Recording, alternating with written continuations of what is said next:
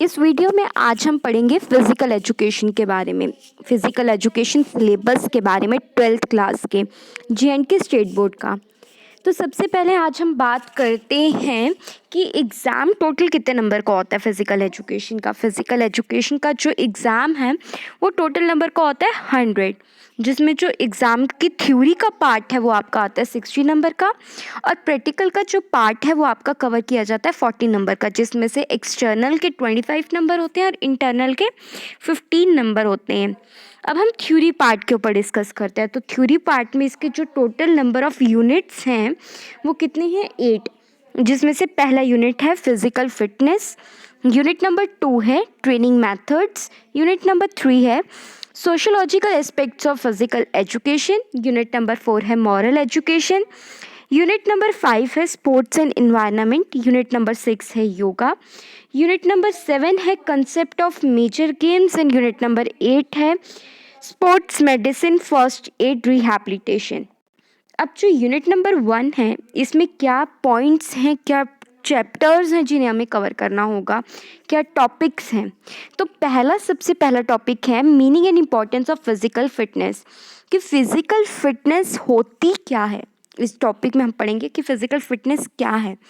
तो physical fitness को अगर हम सिंपल टर्म में या अगर हम ऑर्डिनरी या लेमन लैंग्वेज में अगर हम कह लें तो फ़िज़िकल फिटनेस क्या है। फ़िज़िकल फिटनेस जो है, आप कह लो कि फ़िज़िकल फिटनेस का मतलब है जब एक इंडिविजुअल के अंदर इतनी कैपेसिटी है कि वो अपनी डे टू डे एक्टिविटीज़ को कम्प्लीटली इंजॉय करते हुए कंप्लीट करता है without he under the condition of फिटीग, बिना फिटीग की कंडीशन के अंदर आए वो उस एक्टिविटी को कंप्लीट कर रहा है।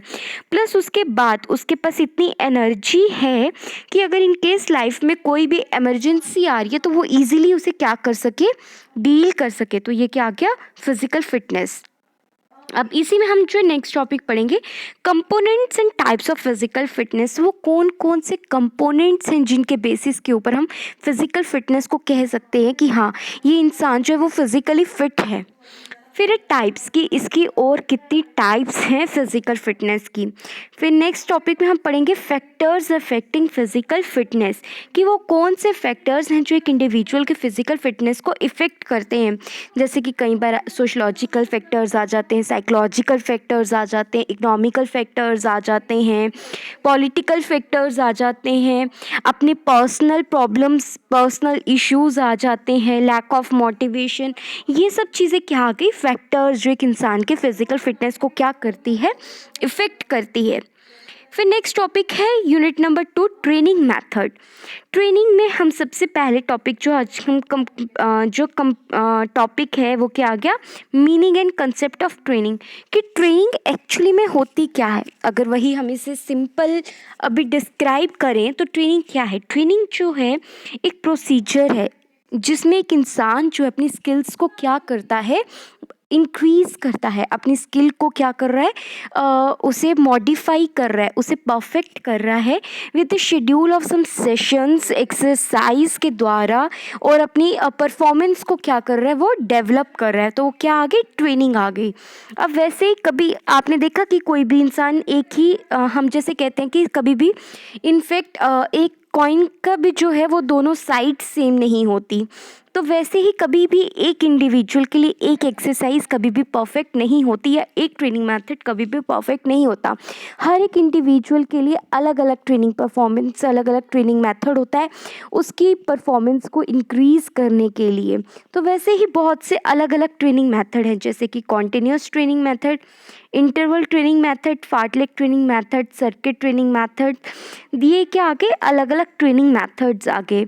इस टॉपिक में हम लोग इन सारे ट्रेनिंग मेथड्स के बारे में पढ़ेंगे और टाइप ऑफ एक्सरसाइजेस के बारे में पढ़ेंगे, जैसे कि आइसोमेट्रिक, आइसोटोनिक, आइसोकाइनेटिक एक्सरसाइजेस। इस चैप्टर में हम क्या करेंगे, इन सारी चीज़ों के बारे में पढ़ेंगे। यूनिट नंबर थर्ड में है sociological aspects of physical education. अब सोशोलॉजी, जैसे कि मतलब सोशोलॉजी का मतलब क्या आ गया, सोशोलॉजी का मतलब क्या आ गया कि जब एक इंसान सोसाइटी में रहता है तो वो क्या करता है, अपने बाकी के अकेला इंडिविजुअल क्या हर एक चीज़ खुद से ले पाएगा या हर एक वो अकेले रह पाएगा। हम कहते हैं ना, man is a social animal. हम जो एक सोशल एनिमल हैं, हमें अपनी सारी नीड्स को फुलफ़िल करने के लिए दूसरे इंसानों के ऊपर डिपेंड रहना पड़ता है। तो वही है कि अब सोशियोलॉजी का फ़िज़िकल एजुकेशन और स्पोर्ट्स के साथ क्या लिंक है? अब ये दोनों सब्जेक्ट आपस में, ये दोनों इंटरडिसिप्लिनरी स्टडीज़ आपस में किस तरह से कनेक्टेड हैं, इसमें हम वो पढ़ेंगे। और जो है किस तरह से जो है गेम्स और स्पोर्ट्स जो है वो मैन का कल्चरल हेरिटेज है, किस तरह से वो मैन के अंदर जो है वैल्यूज़ को डेवलप करती है, लीडरशिप क्वालिटीज़ को डेवलप करती है। इस यूनिट नंबर 3 में हम इन सारे फैक्टर्स के बारे में पढ़ेंगे। यूनिट नंबर 4 में आ गया मॉरल एजुकेशन।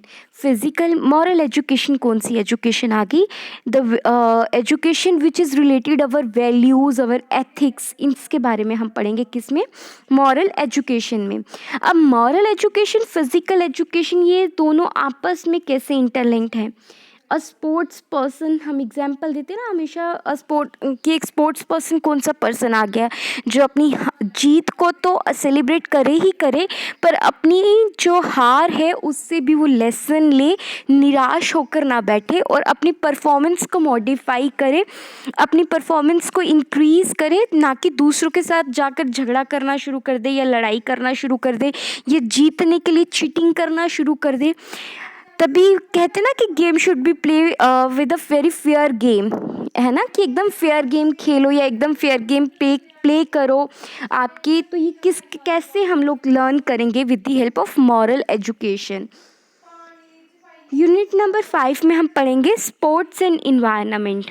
अब जो है हमारा इन्वायरमेंट, मतलब इन्वायरमेंट का क्या आ गया, मतलब क्या हुआ कि जहाँ हम रह रहे हैं, हमारे इन्वायरमेंट बहुत तरह का होता है। मतलब जैसे कि आपका, हम कहते हैं ना कि इसका फ्रेंड सर्कल है, तो वो फ्रेंड सर्कल भी क्या आ गया, हमारा फ्रेंड वाला इन्वायरमेंट आ गया, हमारा फैमिली इन्वायरमेंट आ गया, हमारा कल्चरल इन्वायरमेंट आ गया। ये सारे क्या आ गए? इन्वायरमेंट का क्या आ गया?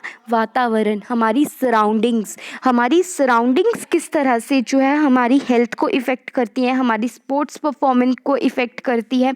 और आज के प्रेजेंट हमारी जो लाइफस्टाइल है उसमें जो है फ़िज़िकल एजुकेशन प्रोग्राम की क्या नीड है, इस इन्वायरमेंट में फ़िज़िकल एजुकेशन की क्या नीड है, और किस तरह से जो है रोल ऑफ इंडिविजुअल, कि किस तरह से एक इंडिविजुअल जो है वो अपनी हेल्थ को प्रमोट कर सकता है with the help of physical education और स्पोर्ट्स के द्वारा।